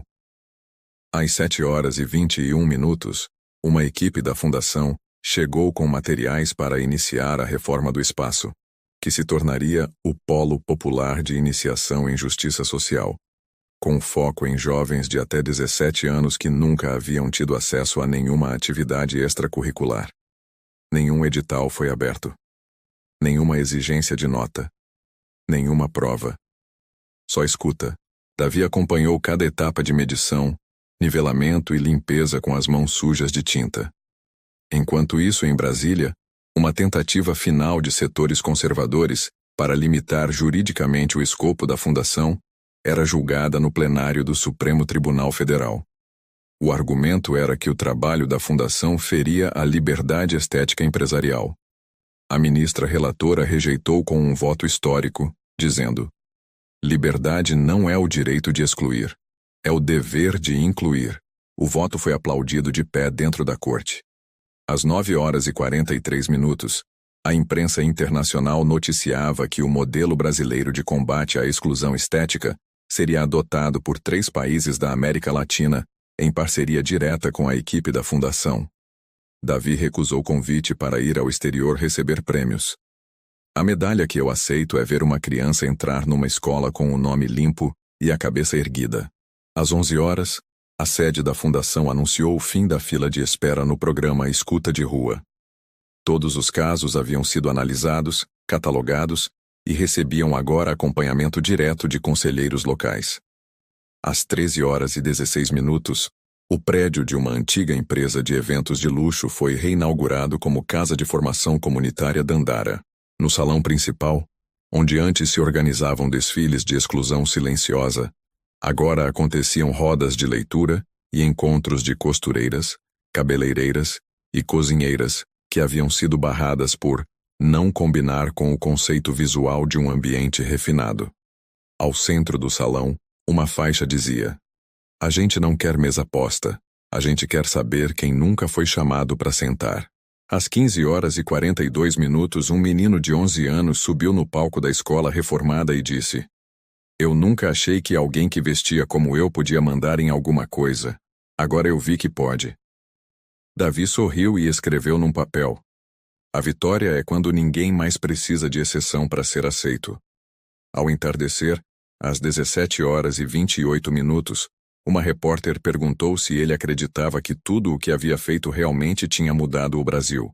Ele respondeu: "Eu não mudei nada, só tirei a cortina. Quem mudou foi quem sempre esteve atrás dela." Às 18 horas e 35 minutos, a Fundação publicou os dados finais do Mapa Nacional de Exclusões. Mais de 227 mil casos validados. Mais de 1.200 centros de escuta ativos. Mais de 30 leis municipais inspiradas na estrutura criada. E uma geração inteira de lideranças que nasceram do silêncio. Às 20 horas e 10 minutos, Davi recebeu a visita de uma senhora de 94 anos que caminhou até ele com dificuldade. Ela não falou nada. Apenas estendeu a mão. Na palma, uma foto amarelada de 1952. Era ela mesma, mais jovem, sendo barrada em um teatro por estar mal vestida. Davi segurou a imagem como se fosse um troféu. "Agora a senhora entrou", ele disse. "E vai ficar." Às 5 horas e 51 minutos da manhã seguinte, Davi Alencar chegou sozinho à casa comum, com um maço de envelopes nas mãos e um caderno de capa azul, onde havia escrito à mão cada um dos relatos que mais o impactaram desde que o Mapa Nacional de Exclusões entrou no ar. Era a preparação para o evento final do ciclo. O encontro de reconstrução, uma cerimônia pública onde cada uma das histórias reconhecidas como emblemáticas seria entregue diretamente ao poder público para a implementação de reparações simbólicas e estruturais. Mas Davi deixou claro: não é um prêmio, não é um encerramento. É só a primeira devolução do que nunca deveria ter sido tirado: o direito de existir sem pedir licença. Às 7 horas e 16 minutos, o pátio da antiga sede da Lux, agora ocupada e renomeada como Centro Popular de Memória e Justiça Estética, foi preenchido com mais de 800 cadeiras, todas ocupadas por pessoas que haviam enviado seus relatos ou participado ativamente dos núcleos de escuta, formação e articulação. Nenhum lugar VIP. Nenhum banner. Nenhum patrocinador. Às 8h35, o microfone foi aberto. E a primeira a falar foi Sônia, professora aposentada de 62 anos, que contou como foi impedida de entrar no casamento da sobrinha, porque usava um vestido costurado por ela mesma e foi considerada inadequada. Sua fala foi seguida de aplausos. Em seguida veio Robson, 34 anos, motoboy, que relatou ter sido acusado de roubo ao tentar entregar um pedido num prédio de luxo onde o porteiro achou que ele era suspeito demais para estar ali com um pacote caro. O vídeo do seu relato ao vivo viralizou em questão de minutos, com mais de 1 milhão de compartilhamentos. Às 9 horas e 52 minutos, Davi subiu ao palco carregando os envelopes com os relatos selecionados. Um a um, leu em voz alta, com nome completo, data, local e descrição do episódio.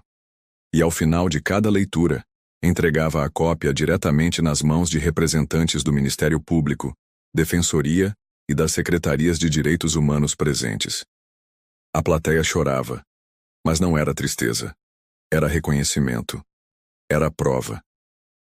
Às 11 horas em ponto, uma rede nacional interrompeu a programação para transmitir o evento ao vivo.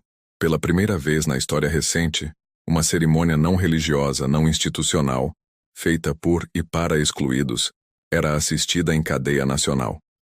Às 12h42, foi anunciada a criação do Fundo Nacional de Reparação por Exclusão Social Estética, com recursos provenientes de multas aplicadas a empresas e instituições que haviam sido denunciadas e condenadas com base nas evidências do Mapa Nacional. O fundo seria gerido por um conselho independente, com representantes das vítimas. Às 13h53, uma mulher indígena de 38 anos chamada Eliane, que havia sido impedida de entrar em uma loja de departamentos por usar cocar tradicional, subiu ao palco com a cabeça erguida e disse: "Quando me expulsaram, disseram que minha roupa não era moderna. Hoje eu sei que era ancestral." E Davi a abraçou dizendo: "Você não foi barrada pela roupa. Foi pela ignorância de quem nunca quis ver além da vitrine." Às 15h20, a Comissão Nacional de Igualdade e Acesso divulgou nota afirmando que todos os casos reconhecidos pela Fundação teriam acompanhamento jurídico e social permanente. O Brasil havia se tornado o primeiro país a reconhecer institucionalmente a exclusão estética como violação de direitos. Às 17h, Davi voltou para o escritório e tirou do bolso o primeiro crachá da festa onde tudo começou. Ainda estava rasgado. Ainda tinha as manchas do vinho que alguém havia derramado na noite em que ele foi empurrado para fora. Fixou o crachá na parede da sala, ao lado de um cartaz com a frase: "A porta era minha, mas não importava, porque a chave estava com eles." Embaixo, colou um segundo cartaz escrito por uma menina de 9 anos, participante do projeto de leitura da Fundação. "Agora todo mundo tem chave." Às 19h27, Davi caminhou até o alto do viaduto do chá, onde dezenas de moradores em situação de rua participavam de uma roda de conversa promovida pelo núcleo Escuta de Rua da região central. Sentou-se entre eles e ouviu. Durante 2 horas ninguém tirou foto, ninguém interrompeu. Um rapaz chamado Leandro contou que tentou entrar em uma igreja usando chinelo e foi impedido. Uma mulher chamada Joana disse que por não ter documentos era tratada como se não existisse. Davi anotou tudo, e ao final disse apenas: "A exclusão não acaba porque criamos leis. Ela acaba quando ninguém mais acha que é normal." E naquele momento, o céu começava a escurecer sobre a cidade, mas nas calçadas acendiam-se as primeiras luzes dos pontos de escuta noturnos, onde pela primeira vez em décadas, quem falava no escuro era escutado à luz do dia. Às 6h18 da manhã seguinte, Davi Alencar acordou com o barulho de crianças brincando na quadra da antiga escola estadual transformada em polo de formação. A estrutura ainda era simples, mas havia cadeiras, mesas, material de estudo, refeições quentes e principalmente olhos atentos. Naquela manhã, ele não vestia terno, nem sapatos caros. Usava chinelo, camiseta desbotada e uma calça que havia guardado por mais de 15 anos, da época em que foi barrado de um evento por não se vestir adequadamente. Quando desceu para o pátio, foi recebido por dezenas de alunos que o chamavam apenas de Tio Davi. Ele sentou com eles no chão, cruzou as pernas e começou a contar a história de um homem que um dia foi expulso de uma festa onde ninguém sabia quem ele era. "E ele era o dono?" perguntou uma menina. "Era, mas ninguém reconheceu." "E por quê?" "Porque ele não parecia importante." "E ele ficou triste?" "Ficou, mas depois entendeu que o problema não era ele, era o que aquela festa acreditava ser valor."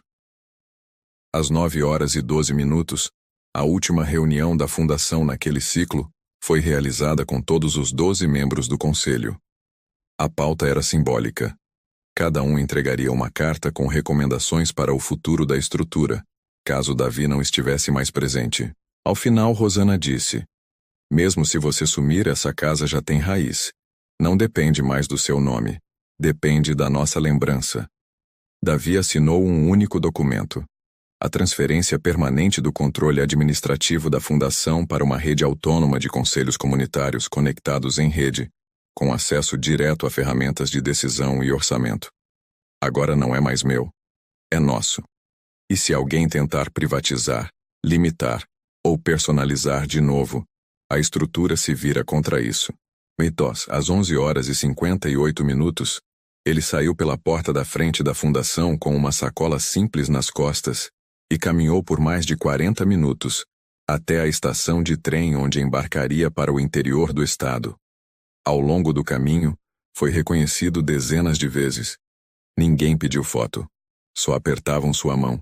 Às 13h36, Davi chegou a uma pequena cidade onde, anos antes, havia sido rejeitado para uma vaga de estágio por não ter o perfil desejado para lidar com o público. Ele se dirigiu à mesma empresa e pediu para falar com a atual diretora.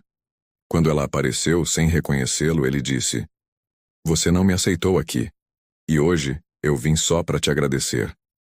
Ela ficou sem reação, porque se você tivesse me aceitado, talvez eu tivesse me tornado alguém que nunca olharia para quem eu era. E antes de sair, deixou sobre a mesa um envelope com a inscrição: "Agora, essa vaga é sua, para ver melhor quem você ainda não enxerga."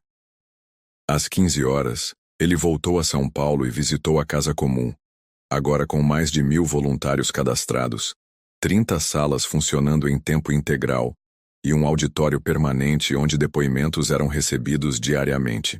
Na parede, onde antes havia um quadro de vidro com os nomes de financiadores, agora havia apenas uma frase gravada em madeira: "A gente não precisava de convite, só de espaço."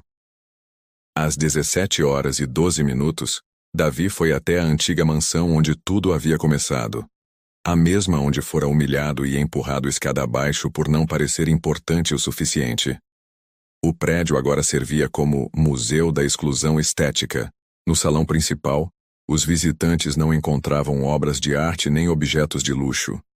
Encontravam histórias, relatos impressos, vozes reproduzidas em áudio, roupas, mochilas, crachás e até um vestido costurado à mão que uma senhora havia usado ao ser barrada em um batizado.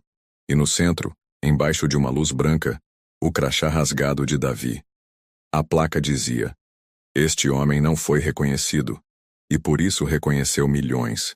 Às 19h20, já do lado de fora, Davi caminhava por uma rua escura quando viu uma mulher tentando entrar com a filha num restaurante. O garçom dizia que a casa já estava cheia. Havia mesas vazias. Ele se aproximou. "Ela pode sentar comigo." O garçom hesitou. Depois reconheceu Davi e abriu espaço. A mulher agradeceu com os olhos. E a filha sorriu. "Você é o moço do crachá?" Ele riu. "Sou só alguém que aprendeu a não ignorar ninguém." Elas comeram. Ninguém tirou foto. Às 21h10, Davi voltou para casa. Escreveu em seu caderno a última frase daquele ciclo: "Eu fui humilhado sem que soubessem quem eu era. Mas agora todo mundo sabe quem todos nós somos. E isso ninguém mais pode apagar." Fechou o caderno. Colocou sobre a mesa. E dormiu. Se você chegou até aqui, deixa um comentário contando o que achou. Sua opinião é muito importante para nós. Compartilha esse vídeo com seus amigos e familiares. E não esquece de se inscrever no canal e ativar o sininho para não perder nenhum dos nossos novos conteúdos. Cada like, comentário e compartilhamento nos ajuda a continuar criando conteúdos incríveis para vocês.